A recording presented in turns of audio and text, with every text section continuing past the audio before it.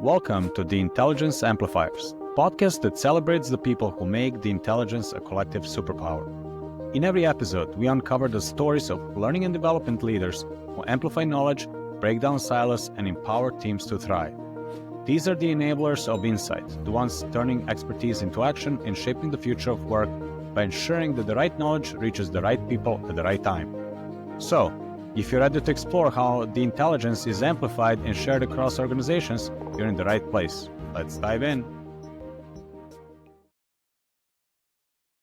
Hello, and welcome to the latest episode of Intelligence Amplifiers. Today we have Frédéric Harper joining us from Quebec, Canada. Hello, Frédéric. Hello. Thanks for having me. Really happy to be here. Great to have you. I came across. I remember when I was looking at who would be a great on the episode, and what caught my attention was TinyMCE, and I used the product way back when. And you are one of the developer advocates for the product, right? This is what I do. So, TinyMCE has been there for a long time, like more than 20 years. But I joined the company just a couple of months ago, like 8 months ago, to lead developer relations. So, loving it. It's a great product. And my job is basically to give love to developers. So, I like it. I love that, giving love to developers. That's awesome. So we'll get to what you do today, and congrats on getting the job. But I wanted to start in the early days. You've had 20 plus year career as a software developer, right? And that's where you started. How did it all kind of happen? How did you go from what were you doing before becoming a developer advocate, I guess? Yeah, good question. So I was lucky enough that, when they ask you in high school, what do you want to do for the rest of your life? I was like, I want to be a software developer. So I started my career as a software developer and I loved it. I love to code. I love to be able to create application. And I've done that for 10 years, different capacity, but always mostly full-time software developers. But, I'm a extrovert, social. I love people a lot. And on my free time, I was starting to do things that developer advocate does at their job. So I was organizing meetups, I was speaking at conferences, I was writing blog posts. I was trying to give back to the community, but also, if I want to be honest, maybe a little bit my ego at the time, like I wanted to be in front of people on the stage, but also I had things to share, I had my experience to share and a little bit of my expertise. So I started to do those things on my free time. And developer relation was kind of new at that time. So we're talking about 15 years ago, and only big company like Apple, Microsoft had developer relations team, and it was not super popular. But I discovered that it was a thing. I discovered that oh my God, I could get paid to do those kind of things. So in my mind, that was something that I would like to do at some point. I was lucky enough that because of my involvement in my local community where I used to live in Montreal, Microsoft noticed me and within the community, and they were like, hey, we would love to talk to you.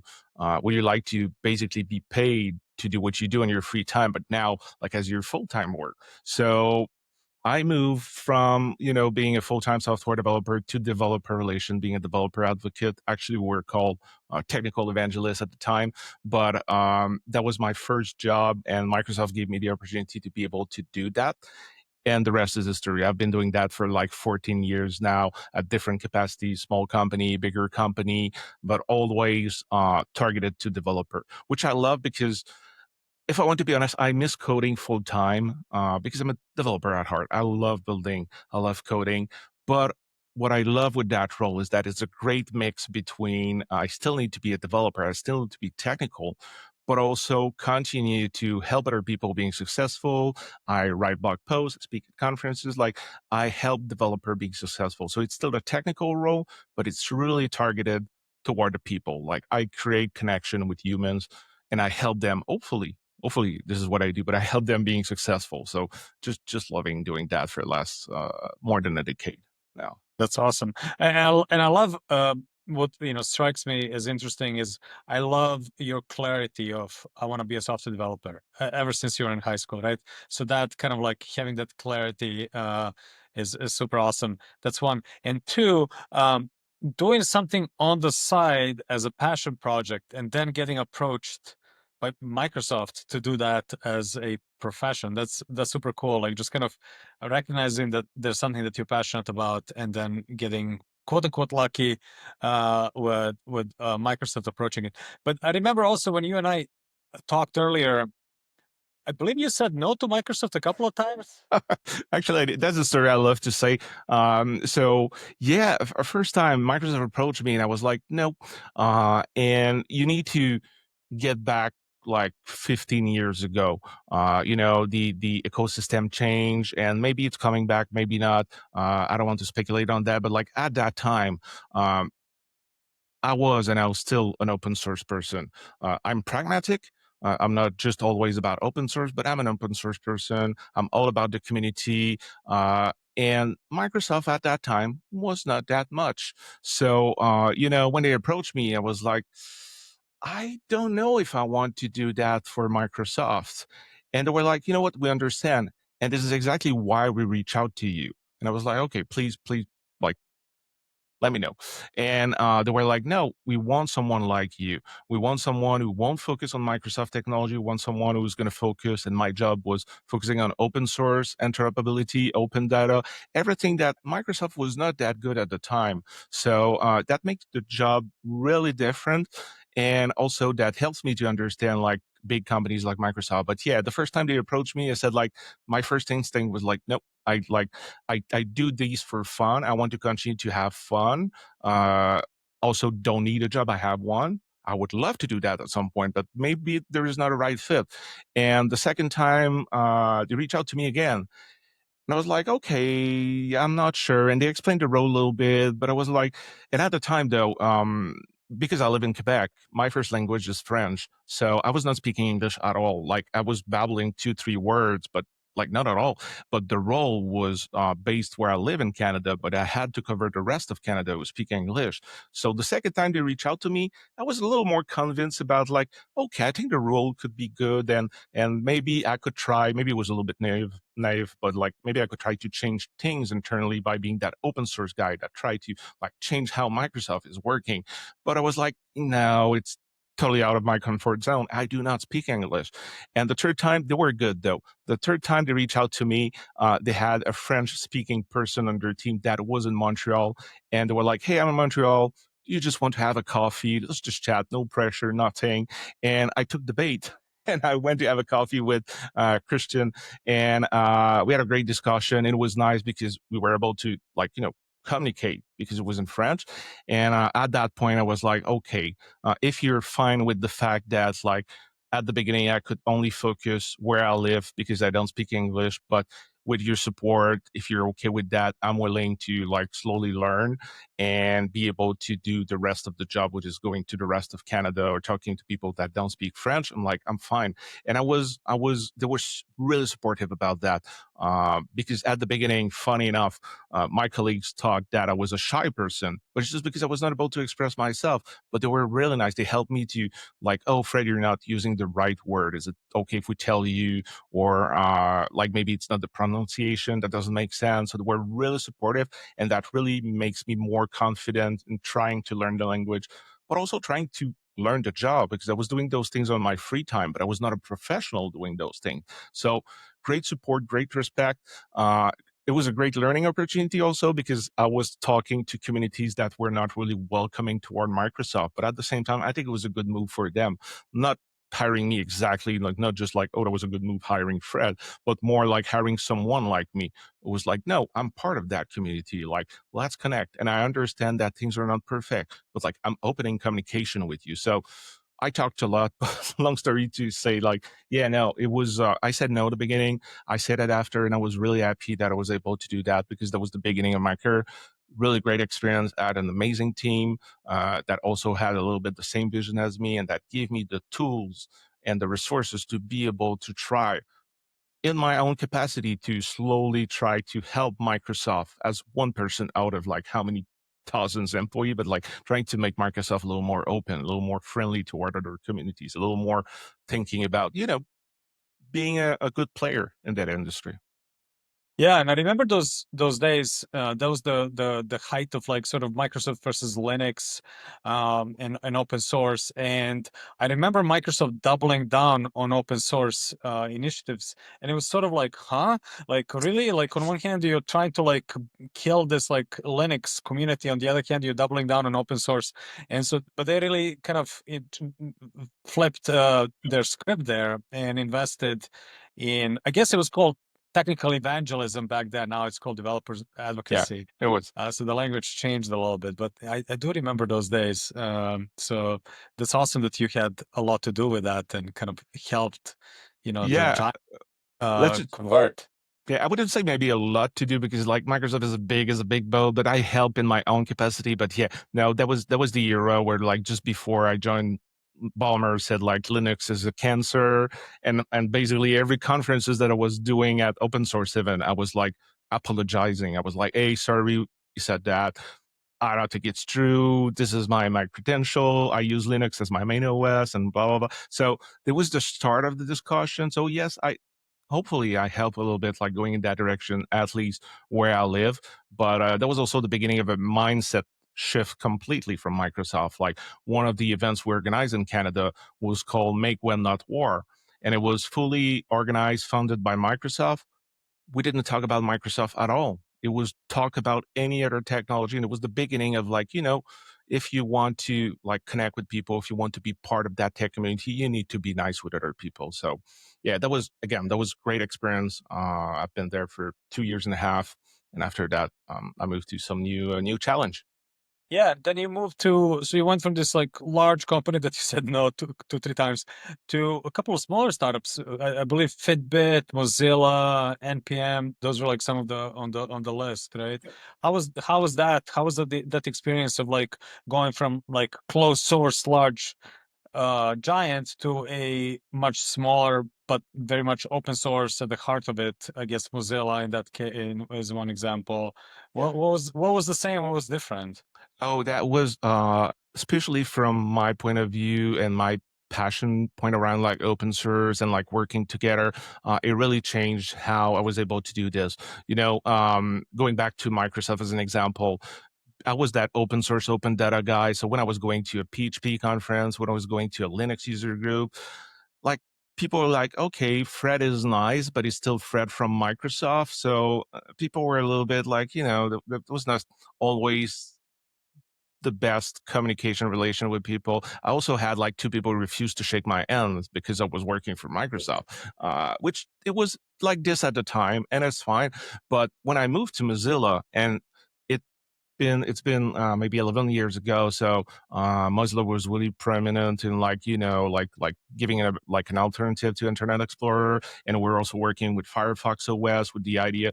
Unfortunately, it didn't work out, but the idea was to give like alternative phone that are still good enough, like not like cheap, really low end Android, but like good hardware, but also use HTML technology so developer could develop application with HTML, CSS, and JavaScript.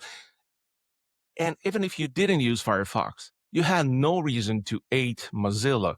So I was going to all those places and people were just happy that we were there. We're just happy that I was there. So the difference was really like, oh, you work for a company that like many people don't like. At the same time, Microsoft had a lot of fans. I was also doing a little bit of things with the .NET community and there were amazing folks, but most of my time was spent with open source people. So there was a little bit harder to, even just getting started and have a discussion and connect with people. Where when I went at Mozilla or NPM, that was the same thing. Like if you're a JavaScript developer, you use NPM, or so people could relate to me. It was easier to, the icebreaker way was easier. You work at NPM or you work at Mozilla, and you're part of the good guys. So that really changed the experience about how I can connect to people, how I can relate to people, how can people relate to me. And but that's different. Both were great. Both were great experiences. But it was a little bit easier to do my job when I'm a company that are like open source and more like community driven, if I should say. Got it. So from very close, you went to from two extremes, right? Like so from very closed source to very open source Mozilla. Now you're at TinyMCE, which is really just one of the products for a company, right? And that you focus on. So tell us a little bit more about that. I believe you report to marketing, right? Like this is one of the things I always ask, like where DevRel sits, and sometimes it's the office of CTO, sometimes it's product, sometimes it's marketing. So that's interesting. And I believe you have a portfolio, and TinyMCE is one of the products that you focus on, right? That's true. What does your day to day look like?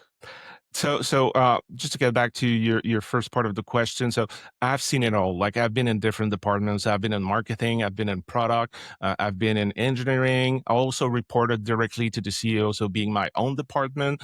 I feel like many companies do not really know where to put DevRel because we're kind of like a special beast.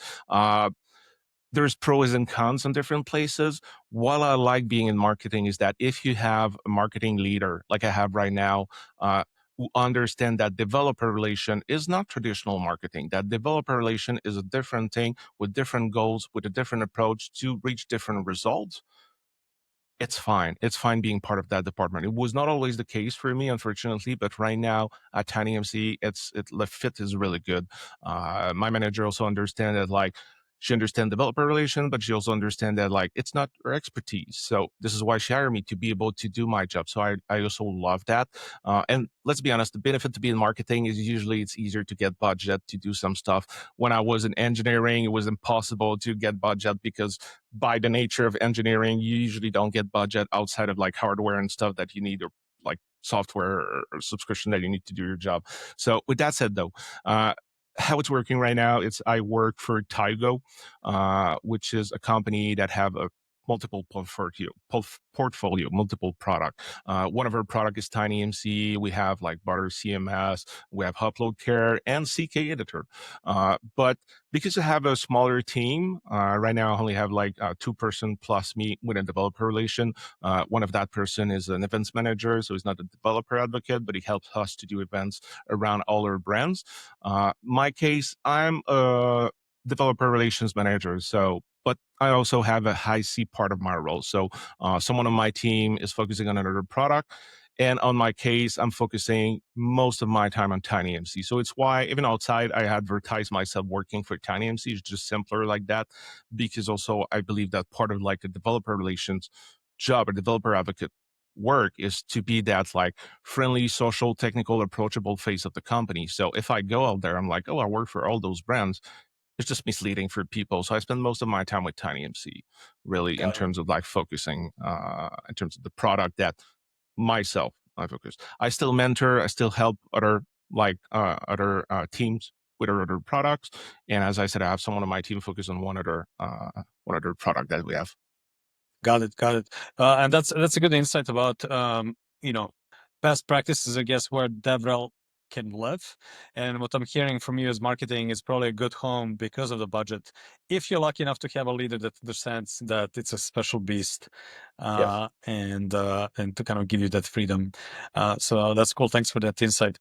I wanted to touch what I found interesting was your philosophy on developer relations and the approach and like what that means, like what is the art of like what you do, right? And I remember we talked about the pillars, the community code, content. How do you think about developer relations as kind of like a practice? Yeah, so no matter where you work, actually, depending on where you work, developer relation will have like different focus in terms of like what they're going to do day to day. But I think it always come back about helping developers being successful.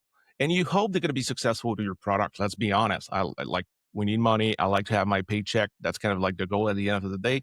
But my job is not to force them to use a product that doesn't make sense for them or that doesn't make sense for them right now. So I'm building relation with human, and I can have some quick win, but most of the time, if I want to be honest, it's mostly medium to long term type of impact.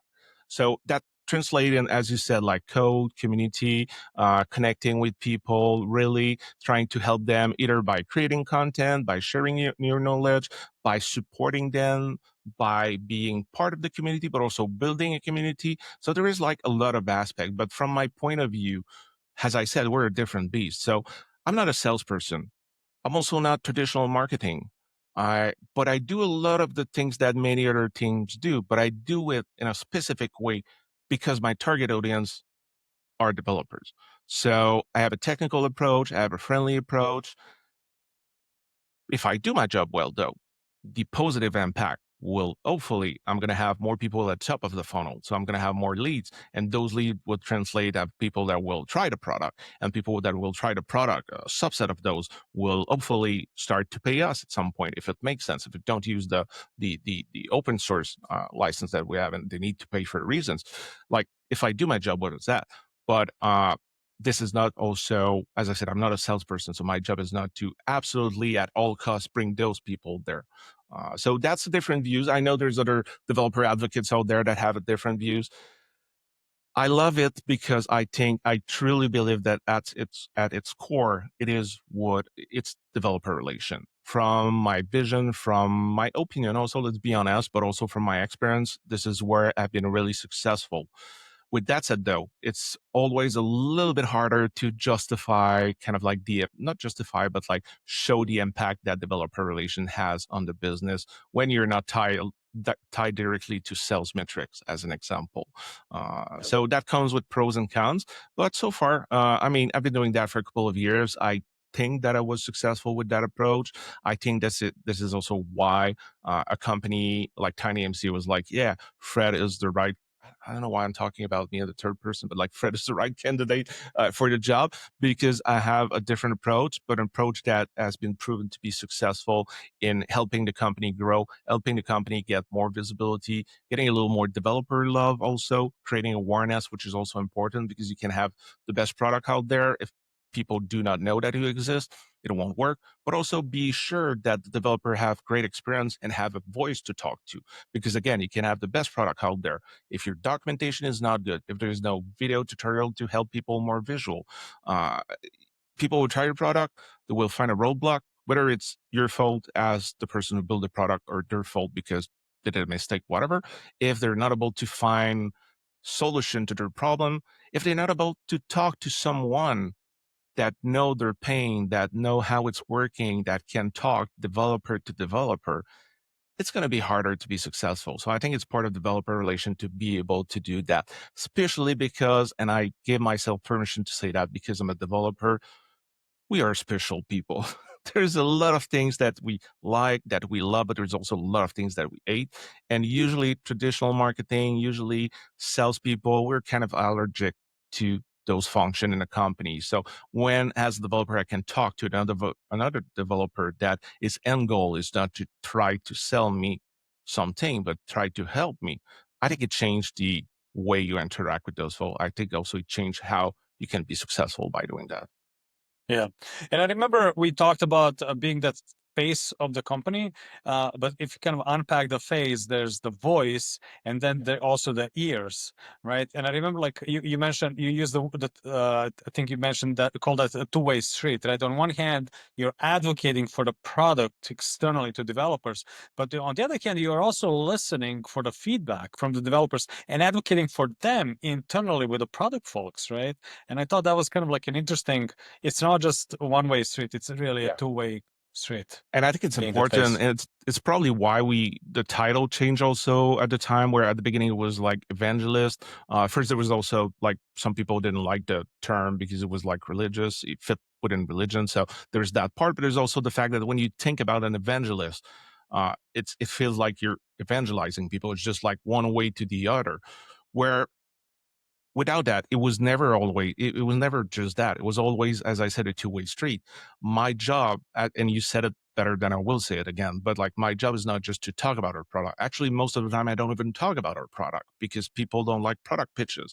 I just talk about interesting that resonate with my audience. And I hope that when I do that, you realize that, oh, I work for TinyMCE. And maybe you're going to be a little bit curious and you're going to go check our product page. And maybe you're going to try it. Maybe you're going to become a customer. But as you said, one big important of the job that sometimes people forget is that second direction, like me getting the feedback from the developer, me listening, but really listening to what they have to say about the good, the bad, and the ugly. And I always tell people, please be mean to me. Like, tell me the truth. I don't want you to sugarcoat it. Tell me what's happening. I'm going to bring that feedback to the product team. And by doing that, that helps me to either influence the roadmap if it makes sense, confirm that we're going the right direction, or sometimes just get the information because we have limited resources. Like every company, even Microsoft, have limited resources in terms of like what they want to do. We could always get more people. So sometime I get the answer and I come back to the developer and I tell them, sorry, we know it's a bug, or we know you would like that feature, but that's not a priority. But that's important for me. It's part of the trust contract that I have with the people that I talk to. Like, I want to be sure I'm going to relay the information. But at the same time, and this is probably more personal, but also try to protect developer internally, in the sense that, like, I'm lucky again where I am right now. And I'm not saying that because this is my employer, but people really understand how to talk to developer at TinyMCE. But I've been in places where, like, what I was trying to achieve with developers, I had other department that were basically destroying what I was trying to do because of their approach, which makes sense for what they wanted to do. But we're kind of like putting me in trouble for what I was trying to achieve and the connection that I was trying to create. So part of my job, which may not be in the description for everyone, but from my point of view, is also trying to help work with other departments to help them understand how you can reach out that audience for your own goal, for your own approach, how we can do it correctly, how we be sure that, like, what I do does not cause you trouble and the other way around. So I also try to protect my audience from other people in the company. But again, it depends where you work. Right now, lucky enough, I really don't have to do that. We'll see in the future, but for now, really good. But all those things about, like, internally, externally, I try to advocate for a developer internally too, because, like, they do the work, they build the product. So I also want to be sure that the hard work that they put in the code, like, is translated to, like, some amazing thing we do on the marketing side, on the social media side, on any other side of the company that will try to represent their work. I want to be sure that, like, they have their voice and that they can be proud of what the world see from all the work that they've done. Got it. I love how you called it, the social contract that you have with the developers, and kind of like honoring that beyond the contract that you have with your employer. So it's a good, it's a balancing act. So I totally appreciate that. Yeah. One of the things you touched on, and I wanted to kind of maybe unpack, is how you measure the effectiveness, right? And well, I remember, like, you and I talked about that, and you mentioned, some traditional metrics like, developer hours of what, like engagement, and then there was a sentiment also, NPS scores. Like, how do you think about, I guess, measuring um, the your impact? Yeah. Uh, I guess it depends what kind of activities you do as DevRel, because it can change from one company to the other, but also what you own. You mentioned two that I really like. One is like the developer love of developer sentiment, which usually it's part of some kind of like NPS, form that he asks people to fill once in a while to give an idea about, like, how are they happy with the documentation, and how are they happy with, like, the video tutorials that we do, and how are they happy with the events we do, the community. So to give us an idea where we are going with that, and if we're going the right direction, if we really bring them values, I like it. The second one you mentioned is a little bit of vanity metric, but, like, instead of counting, like, the number of, like, YouTube views or number of, like, people in my room when I speak at a conference or stuff like that, I try to calculate that in terms of, like, hours. So how many hours developer gave to me, because the impact of having 6 people watching a 10-minute videos versus having, like, 6 people watching a 1 hour video, there's difference. It means, like, the first one I got 1 hour attention from people, the second one I got 6 hours. And from my point of view, that helps me to understand which content resonate with people, what they need to be successful again, because it always come back to that. So that helps me to see what I'm doing, if what I'm doing has an impact, and hopefully it has. There is other ways also, like right now, one of the thing we do a lot of offline events at TinyMCE. And when we do, often I speak at events, it's one thing, but we also try to have booths so we can talk to people. So in that case, it's even more specific and more business centric, where at the end of the conference, I can measure how many leads I get. I can measure how many marketing qualified lead also I get, how many people I can also bring to the sales team. People that's like, hey, I'm already using your product, but now I want more, or we have that need. How much does it cost to have those features? Like I can bring those to the sales team, and now it's really like specific how I can measure that. But there's a lot of things that help me also go in the right direction, which you could put as like either like specific goals or metrics or even KPI, depending on how you see them. But I would say usually there is a community component, depending on the size of the company. Even at a small size, I always start to try to start a community, something on Slack or Discord. And that helps me to get in touch with people on a bigger scale than like going to all events. But also it's a great way to get that feedback from the developer. So community engagement is often one of the metrics I'm going to use. The product feedback loop quality also, like we talked a little bit about the two-way street, like I try to measure that too. This one is a little bit out of my hand because sometimes you go to events and you don't really talk to people that already use your product or that use them, or you talk to people that use it and they're like, oh, we love it. Like, please tell me something you don't like. Or like, no, nothing is great. I'm like, okay, great feedback. I'm still going to bring that to the product team because I want to tell them like, good job.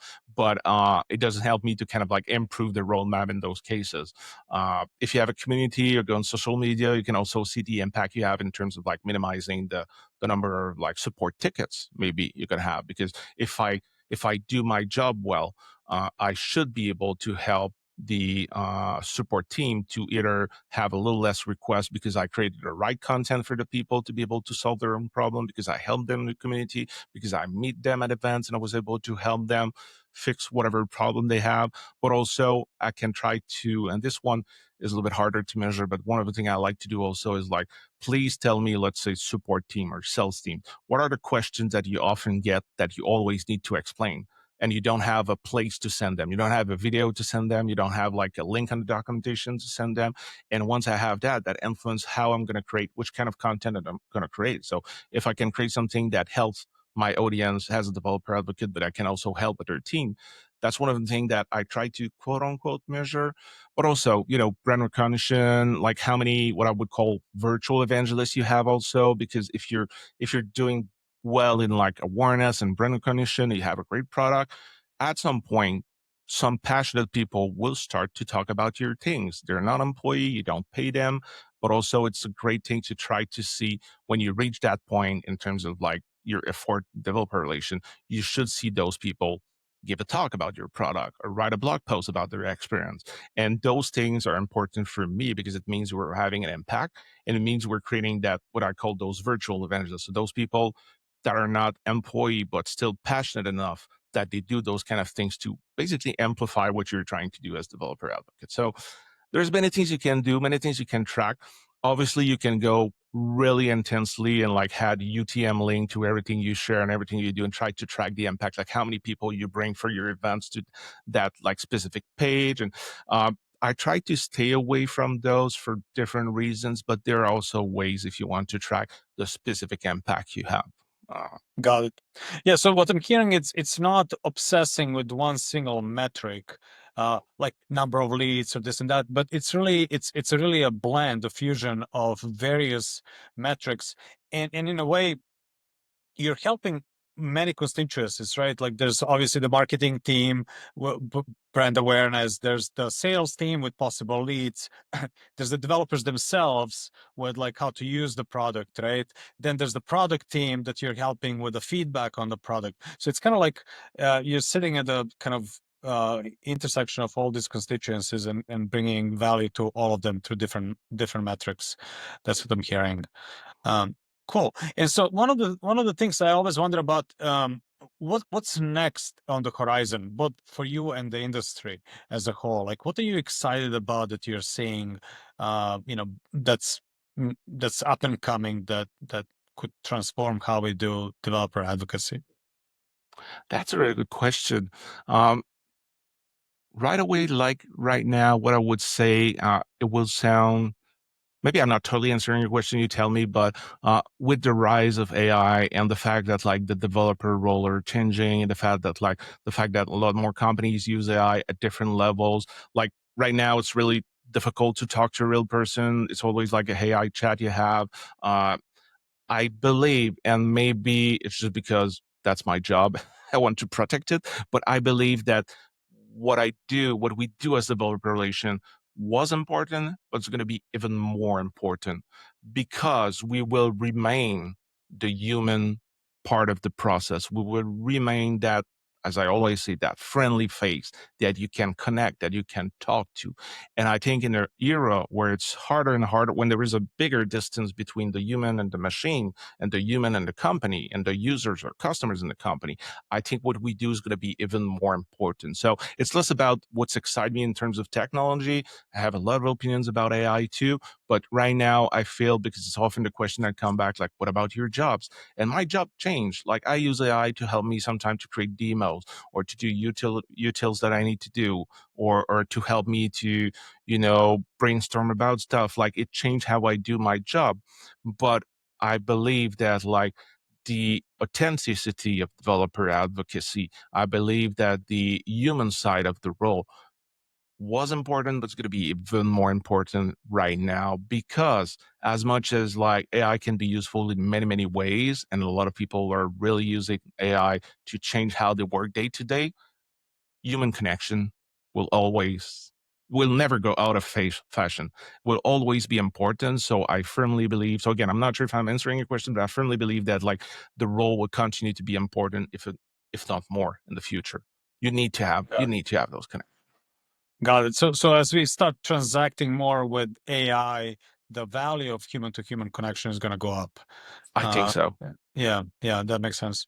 Cool. So looking back at your career, starting sort of as a software developer and knowing that's what you want to do, to joining Microsoft after saying no like 3 times and without speaking any English at the time, and going from the super closed source company to very open source Mozillas of the world, and now at TinyMCE.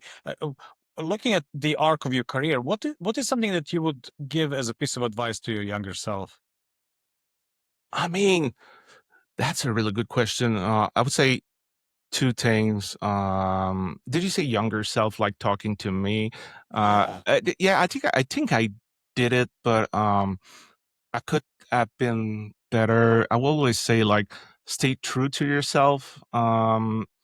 Because we need jobs. I need a salary. We live in a world where I need money to do a living, and sometimes I make choices where maybe it was not exactly me. And specifically with a role like I have right now, developer relation, I believe that it's about the people. It's about the personality. It's not just about my skill as a developer advocate. It's about my personality. People connect with me because of who I am, or don't connect with me because of who I am. There's two sides of that story.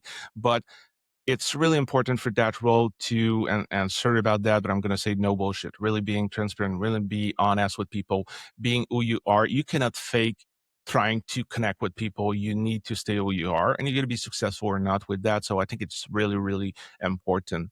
The second thing I would probably tell myself, take that opportunity, even if you're afraid. Uh, the thing that I didn't said about Microsoft, I was frightened because I was like, first, the language for people that that had to speak a second language, you probably know what it is, but for me, I was terrified. I was like, this is not my language. It looks complicated. I cannot express myself. That's going to be difficult on top of like kind of like learning a new job that I never done professionally. So I was afraid of that. And it's probably why I said than no more often. I should have probably have said yes right at the beginning and just jump in it. And if I hit a wall and if I was not successful, fine, there's other opportunities out there. But I was kind of like a little bit afraid. I'm happy that I took that opportunity because I own a lot to Microsoft to have given me that chance, because they gave me a chance. Like they were like, hey, you don't speak English. So that was the first strike from my point of view. And I've never done the job professionally. So I was okay doing that for fun. But now, like, you're paying me good money to do that. Like, was I going to be successful or not? So they really took a bet on me. And I thank them, because that was the beginning of a new career for me that I enjoy doing so much. And the fact that they gave me also the chance to learn a second language, which is English. opened me the door to everything else after. I would not have been able to work at Mozilla. I wouldn't have been able to work at TinyMCE. I wouldn't have been able to work at any other jobs except one when I was working for a French-based company. But any other jobs, if I was not speaking English, I would not have been able to do that. So just take the chance. It's okay if you fall. It's okay if you hit a wall, but take the chance because they may never come back. So I was lucky that I think I followed my own advice right now a little bit later than I thought, but I'm happy that I was able to do that because, I always say it's a job again because I need money. Maybe if I didn't need money, I wouldn't do that full time, but I'm pretty sure I would still do some advance and do some meetups because I love doing that. But now I'm lucky enough that I'm getting paid to do that, which is wonderful. So Got it. So what I got out of that is be authentic to yourself and be courageous. Take a chance and, in the face of fear. So I love super that. awesome. I love that Yeah. you're able to clearly say what I've said, but like so much, like it's there. I'm being paid to talk, so I usually talk a lot. I'm someone to talk a lot, but I love it that like I talk for like 5 minutes and like one sentence, and you have all the essence of what I wanted to say. Loving that. Thank you.